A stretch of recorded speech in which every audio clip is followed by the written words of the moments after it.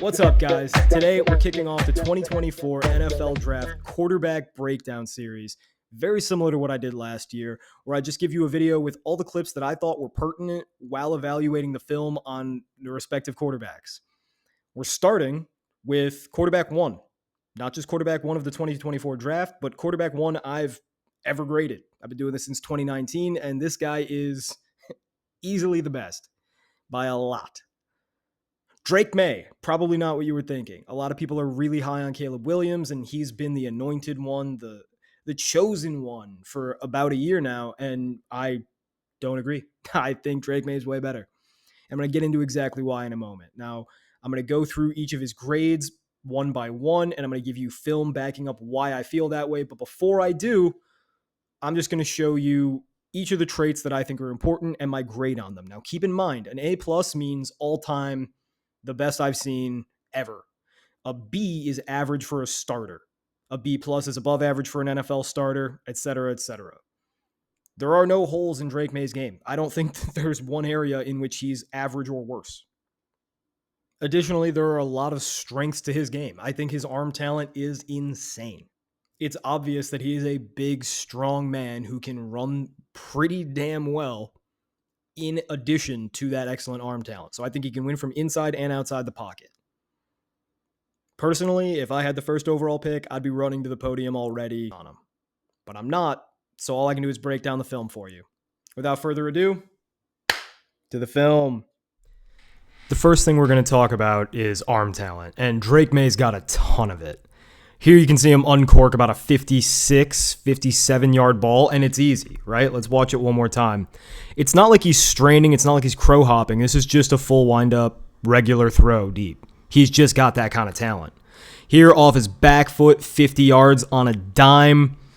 Like, Drake Maye has a cannon. Now, you don't see him ever throw the ball further than about 60 yards downfield, although I do believe he can do it because if you watch, all these throws are easy. Like, this is easy velocity and easy range. It's not like he's, putting his whole ass into a throw. Now, in addition to having great range, Drake Maye has incredible velocity. He can really put some zip and drive on that ball, which will allow him at the next level to attack the second level. As you can see here, he's zipping these things in there with incredible velocity, low trajectories, quick release. His release isn't excellent, but it's definitely solid, and these throws are very easy for him. You see some quarterbacks, like a Brock Purdy in the Super Bowl just last week, really struggle to hit that second level because they just don't get enough velocity on the ball. So if it's not wide open, they can't attack the tight windows, and Drake Maye certainly can.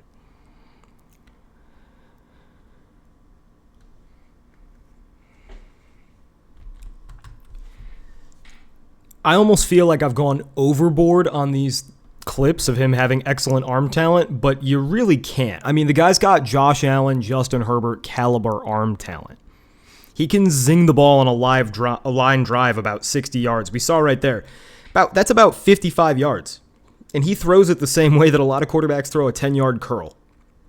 There's nowhere on the field he can't attack, and he can attack it quickly. This is something that allows a guy like Josh Allen to process slower and not notice guys. This is the best throw that Drake Maye's made. 20-yard line, 25-yard line. 55 yards on a frozen rope, like a javelin, as Nate Tice would say. And Nate Tice's evaluation of Drake Maye, I believe, is excellent. So go ahead and watch it.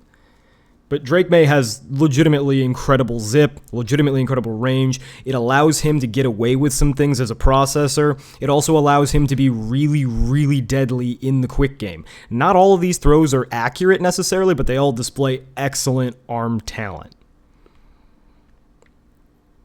Like right there, this is a balls let go at about the 44-yard line. Balls caught at the opposite, let's call it 27. That's a 37-yard throw on a line. This is a line drive 40-yard throw. There are other quarterbacks in this class who can't throw the ball that far with arc. Like last year, Bryce Young's range was about 45 yards downfield, arcing the ball. Drake Maye can throw that as his bullet pass. It's incredible.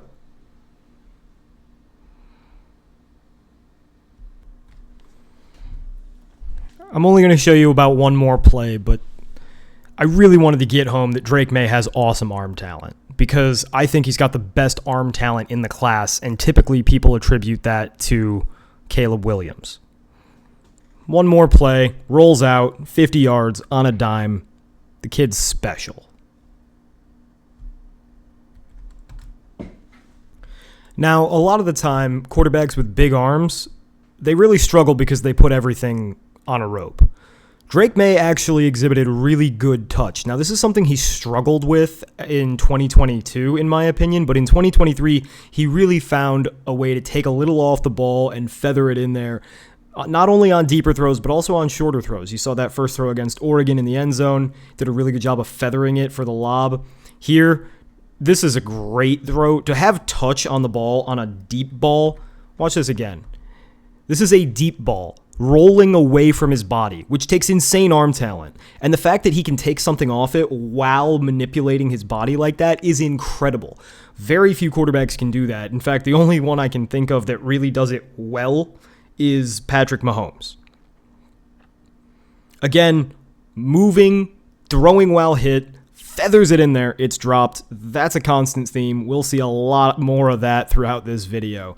But Drake Maye actually alleviated some of my concerns that I had a year ago by displaying excellent touch this season.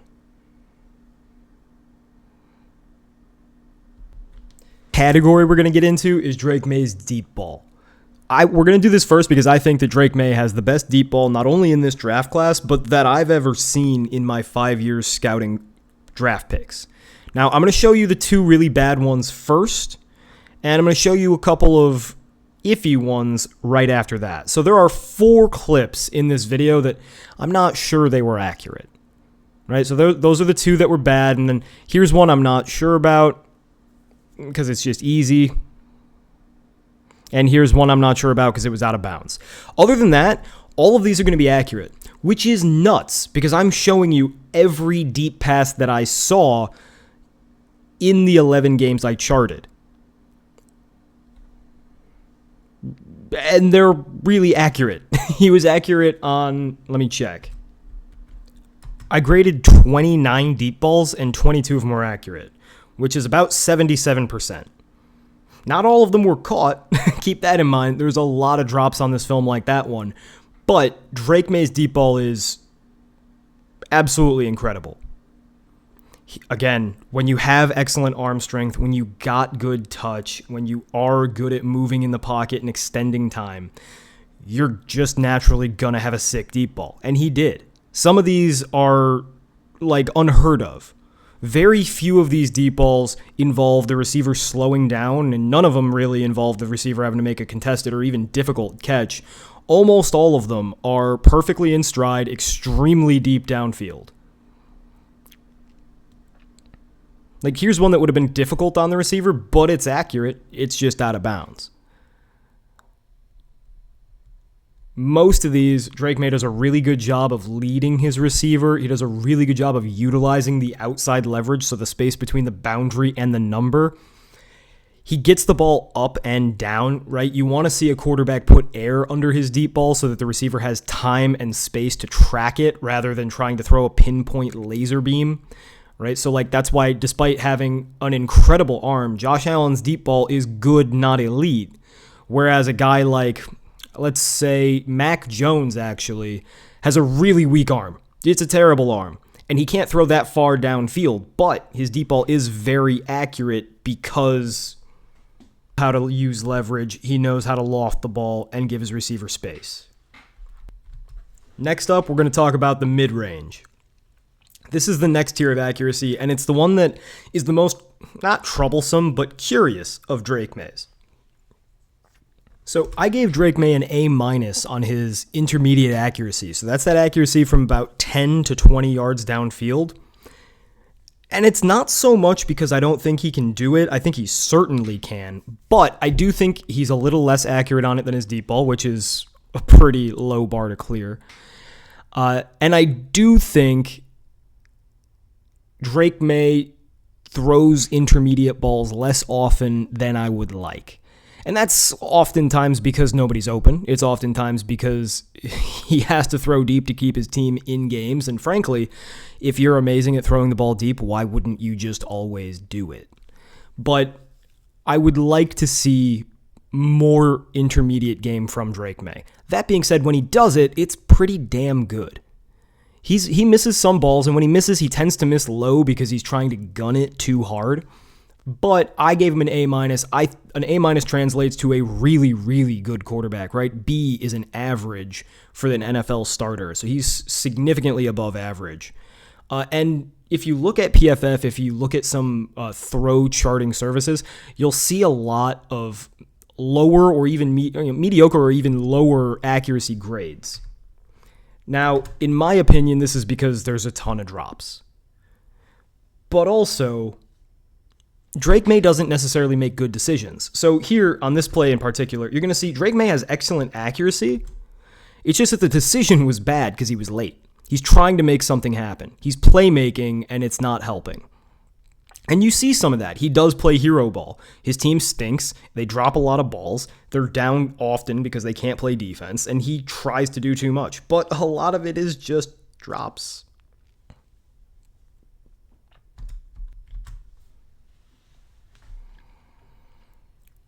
If you think about it, it's a tall quarterback who has excellent pocket awareness, has a really strong arm, a pretty easy release, right? Like he doesn't have a labored Justin Fields release. It's not lightning quick like an Aaron Rodgers, but it is a quick release.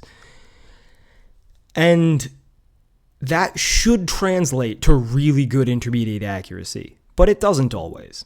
And you wonder how much of that is because he doesn't trust his receivers. You wonder how much of that is because he's playing hero ball, trying to do too much. I see plenty enough to come away encouraged by his ability to drive the ball to the middle of the field. When he does miss, and it happens to everybody, he misses a little bit behind and a little bit low. But you see throws like this, driving it into really tight triple coverage windows. I have no fear that Drake Maye will be excellent at the next level throwing the intermediate ball. Additionally, I consider the seam ball an intermediate throw rather than a deep throw because on a seam you are typically trying to throw on a line drive rather than put air under it. And as you can see here, I almost just called him Justin Herbert.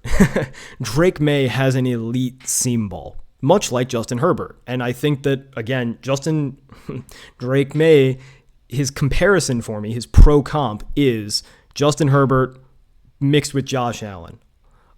A little less mistake prone than Josh Allen and a little bit more aggressive than Justin Herbert. On these last two throws, bad decisions, one of them interceptable, but really good accuracy, really good drive. So he can hit the target to the next level. He just sometimes makes a bad decision. And that happens to everybody, right? I'm going to make a quarterback video for at least 5 quarterbacks this summer. Every single one of them is going to have a lot of bad snaps because almost half of all snaps are bad. It's about the extra 5 to 10%, and Drake Maye is really good on that extra 5 to 10%. Next up, we're going to talk about Drake Maye as a runner because Caleb Williams gets a lot of shine as the athletic Patrick Mahomesian quarterback, but don't forget that Drake Maye's comparisons are Josh Allen and Justin Herbert, and those are athletic dudes. Like, they're probably more athletic than Patrick Mahomes. Patrick Mahomes just has that savvy. Nobody ever seems to get a hit on him. It almost seems like voodoo. Drake Maye does not have that wiggle, that voodoo, but he is 6'5". He is really fast. He's probably going to run about a 4.60 at the combine. He comes from an athletic family with a volleyball star mom and basketball star brothers. Well, I think one played in the NBA, Luke Maye. I know he was a star at UNC. Drake Maye's a legitimately good runner. In fact, no college quarterback in this draft had more first downs on 3rd or 4th down with their legs. That means he outran Jaden Daniels on 3rd and 4th down. That means he outran Caleb Williams, Bo Nix, guys who are considered scramblers. So Drake Maye has that athleticism now. And one thing I love is that he doesn't just use his athleticism to run, right? When he starts running, his eyes don't come down. He's always looking to make that pass. Talking processing, and I mean every kind of processing.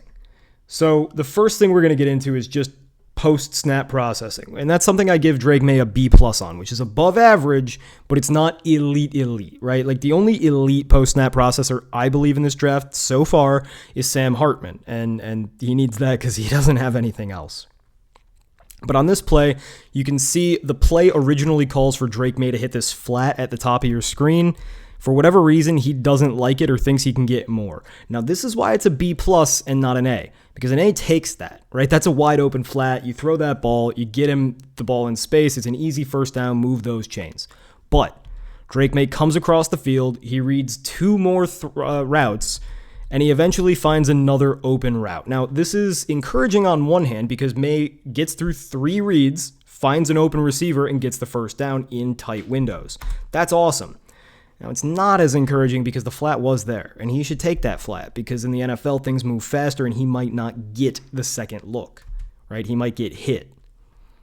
Additionally, play action, here's the top of his drop because it's college. There's no real drop here, right? And you've got a man open in the middle of the field. You don't have a lot of time to hit him,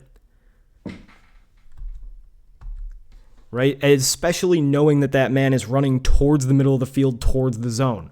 So realistically, unless you have a lightning quick release and an arm more powerful than God, that wasn't open, even though it looks open on a paused screen, right? Number 9, that linebacker, is going to charge in and decapitate your receiver if you try to throw him a suicide ball there. Instead, Maye comes off of it, gets through 3 reads, it's a full field read, comes back to his man after the play breaks down with an improvisational throw, and it's a big first down. That's excellent processing because he didn't get what he wanted originally and he waited until it came open, and while he was waiting, rather than staring down his receiver, he used his eyes to manipulate the linebacker and survey the rest of his reads. That's a really good full field read. In his face, free rusher effectively, and he steps back, utilizes that big arm of his to avoid the hit while still making an accurate deep downfield throw. Really good stuff. Here again, he sees the free rusher. He knows he's hot. He gets the ball out quickly with a little anticipation, leads his receiver into open space. Really good job. I don't think that Drake Maye is by any means an elite processor. I don't think that his brain is killer, but I do think his brain is good. And when your brain is good and your traits are insane, you're going to be a really good quarterback. Like Josh Allen doesn't have necessarily great mental traits, but that's plenty fine. Here, really good job to slide in the pocket and avoid the rush. So it looks like Drake Maye's got a clean pocket, but the only reason he's not being tackled is because he bailed his right tackle out by moving the pocket inside where he's got more time. That's a Tom Brady special. That is very savvy, very smooth pocket manipulation. So just because you're not running around with like a chicken with your head cut off, you're not Mahomesing, you're not Kyler Murraying, hell, you're not Josh Allening, you can still maneuver the pocket really well. And Drake Maye does an excellent job of that here, delivering a deep downfield strike again. Right here, boom. It looks like he hasn't done anything. It looks like he's in a clean pocket. But the quarterback should be standing where I think the center is standing. Like the pocket has completely collapsed, but Drake Maye has slid, anticipated that pressure, kept his eyes downfield, really, really smart, really polished, steps up a little bit, strike. Come on. It doesn't get better than that. So there are instances where he will take a sack. He shouldn't. There are instances where he holds onto the ball a little bit too long, but he's pretty good at moving. He's pretty good at avoiding the rush. Another thing that he can do because he's 6'5" and because he's a big, strong dude is he can throw while being hit. Here, muddy pocket, deep field throw. Like, look at this. From the 47 on the left hash mark to the sideline at the opposite 36. That's a very far throw. It's only about 15 yards downfield, but because of how far wide it is, it's the equivalent of about a 20 to 25 yard throw. And he does that from a muddy pocket. Here, free rusher. Getting hit while he throws. Doesn't matter. Back shoulder, 20 yards downfield, killer. Like, this is just excellent football. The man's body is at an 85-degree angle with the ground when he's hit. Here, this is one example that I just had to pull because it's such an extremely good example of using your eyes and using your pump fakes to get a man open. Drake Maye wants to hit this wheel route, this seam ball here to the second receiver from the top, but he wants a little bit more space to do it. So he hits him with the pump fake like he's going to throw it now, makes everybody bite down, and when everybody bites down, he uses his eyes reset. See how his head turns? He makes it look like he's throwing a post. Instead, he goes back and throws it right down that sideline. That's brilliant, right? Like, he had a tight window and he made it a gaping window with his brain. That's really good manipulation, and it didn't involve his legs at all. Here, we just got a full field process. I've already showed you this play. Left field start, right? You got a streak on the boundary. It's not getting open. If they're even, they're leaving, and they're not even.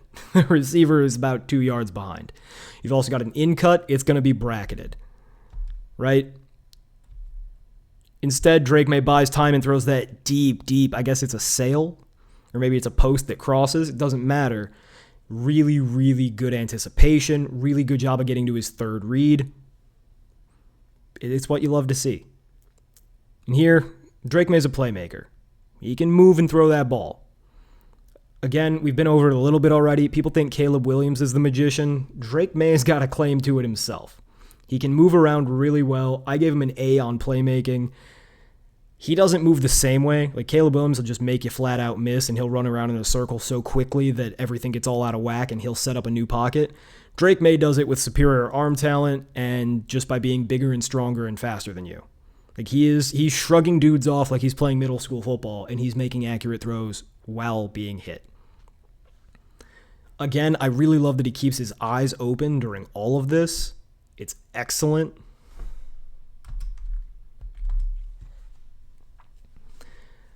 And the man can move. In fact, there's one play against really indicative of his ability to play football. It's kind of a gimmick, but the man's a bona fide playmaker. Finally, the one critique I've seen a lot about Drake Maye is that he's not accurate. And people say he's not accurate. I don't see it on the tape at all. The only way I can see it is if you just look at his box scores and you see low completion percentages. In fact, his game against Virginia, where they lost to a 1-win Virginia team, he had a sub 50% completion percentage. And it's literally the best game I've ever graded from a college prospect. He hit so many deep balls in that game that simply weren't caught. And I think the reason that people come away think he's inaccurate is because his stats say that his completion percentage is low, and I think the reason that his completion percentage is low is because there are so many damn drops. There's so many damn drops. These aren't even all the drops. These are just the drops on particularly good plays. The UNC had really bad receivers. Their best receiver was Tez Walker, and Tez Walker is a deep threat who struggles with drops. And he only played about half the season because of NCAA eligibility rules. So he's playing with nobodies. His line isn't very good. And the nobodies don't catch the ball very often. These are all excellent plays for one reason or another. They would have made this video if they were caught. But the fact of the matter is, too many of these excellent plays were not caught, and it had nothing to do with Drake Maye. In sum, Drake Maye has incredible range. He has incredible velocity, and he can take something off it to throw with really great touch as well. He's a good athlete, maybe a great athlete, even if he's not a runner like Caleb Williams or Jaden Daniels are. He's big, young, at just barely 21 years old, and he's got a killer deep ball.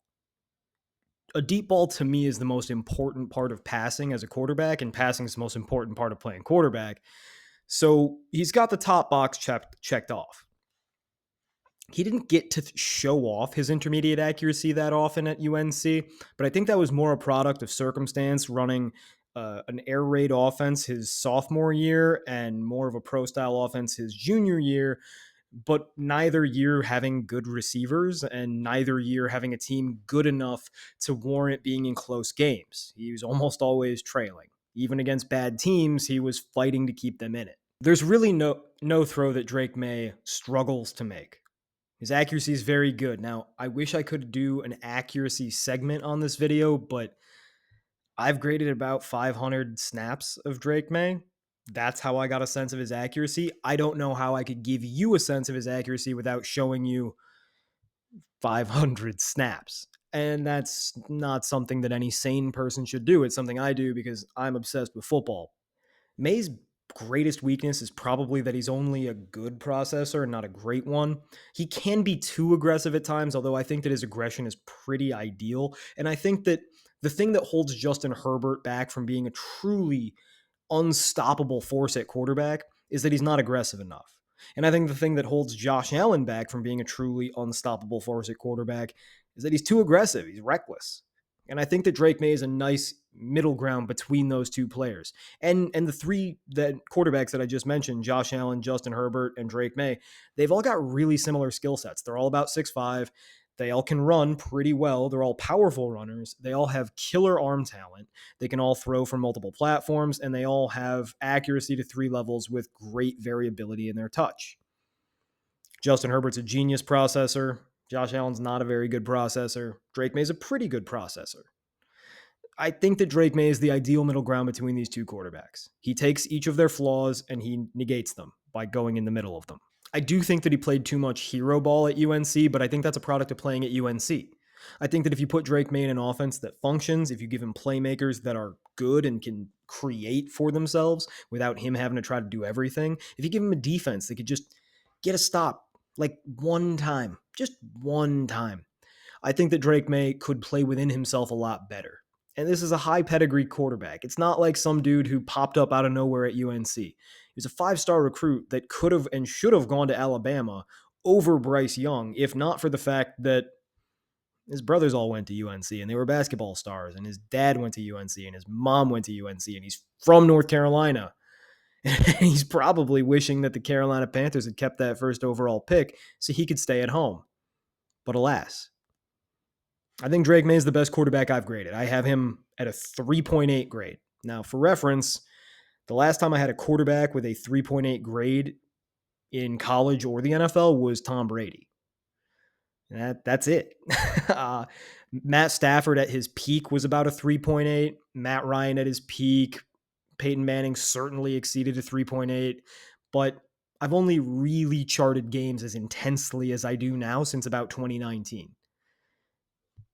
The best quarterback prospect since 2019 that I've graded is Justin Herbert with a 3.1. I think this guy is a full tier better than Justin Herbert. And I loved Justin Herbert. For reference, I had Trevor Lawrence at a 2.6, and anything above a 2.4 is a franchise quarterback. A 3.0 would put you in the top 3 or 4 quarterbacks right now. So I think that Drake Maye will be the best quarterback in the NFL one day. Now, it might take him a couple years to get accustomed to the NFL. It might take a few years for it to show, depending on what coaching staff and surrounding cast he gets. But I think that Drake Maye will be the highest performing quarterback in the NFL within 2 years. I think Drake Maye is excellent. I think that there's a lot of knocks on him because it feels uncomfortable to have a quarterback from UNC, which wasn't exactly a juggernaut, and it wasn't exactly playing against juggernaut competition. It's weird that the best quarterback in the draft couldn't carry them to higher heights. But I would challenge you, yes, Jaden Daniels played against NFL players in the SEC. But while he was playing against like backups and low-level starters, he had high-level, arguably all-pro caliber starters on his team with a great coach. So it was probably easier for Jaden Daniels to produce at LSU than it was for Drake Maye to produce at UNC, despite facing lesser competition. Because it doesn't matter if an accountant is guarding your receiver. If your receiver is a lesser accountant, he's still not open, and you still have to throw the ball to the window that is tight, right? Malik Neighbors is going to make a lot of NFL corners look terrible, much less college ones. It's just how it is. You see it with Bryce Young. He looked really good at Bama with Jameson Williams. He doesn't look as good in the NFL without Jameson Williams. Mac Jones set records, broke all of Tua's records, another guy who set records, because he had Jalen Waddle and Devontae Smith and John Mechie, and they were sick. When you lose the receivers, you lose the production because the talent and the performance have very little to do with the production. Drake Maye's talent, super high. His performance, super high. His production, mediocre. Let me know what you guys think. Do you think I'm too high on Drake Maye? Do you think we'll be regretting this video in 2 years? We'll see. I've never shot the moon like this. I've obviously never said that a quarterback was the highest graded prospect I've ever seen.